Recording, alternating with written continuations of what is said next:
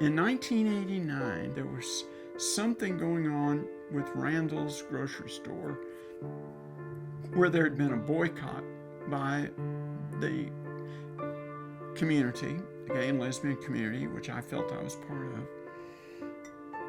And it was successful. Well, at the same time, Randall's had also done something very discriminatory against a transgender person. The community here in Houston was fixing to call off the boycott. And I said, wait a minute, they haven't atoned for the way they treated this transgender person.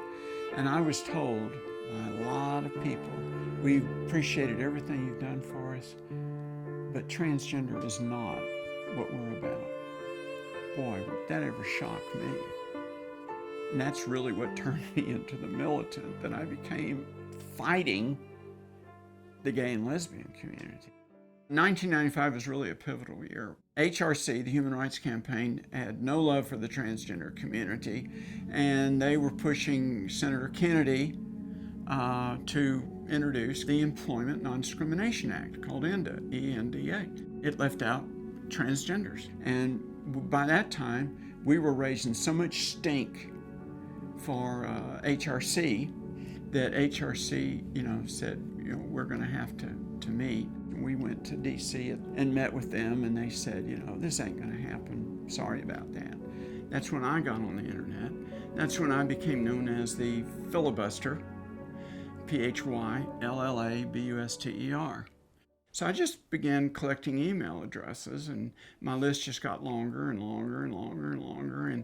And whenever HRC would have its fundraisers around the country, there were always transgender people local there that were carrying their signs, that were picketing. Everywhere HRC went, there were pickets outside for years and years and years. Finally, around 2008, I think it was, a new ENDA bill was going to be introduced. And it was going to leave transgenders out again.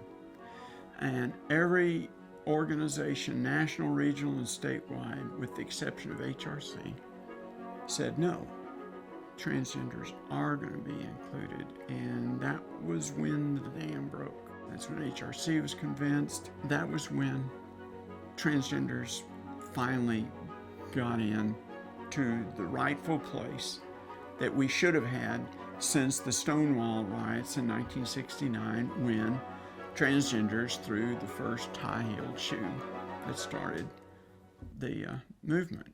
Since 2008, HRC has been a friend. HRC has bent over backwards inclusion.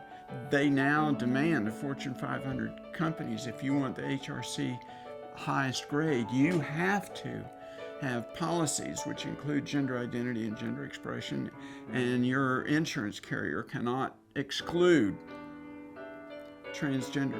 I'm not at war with HRC. Bygones are bygones, but it was a long slog. I told my wife what I want on the gravestone is she opened doors. What else can you ask for?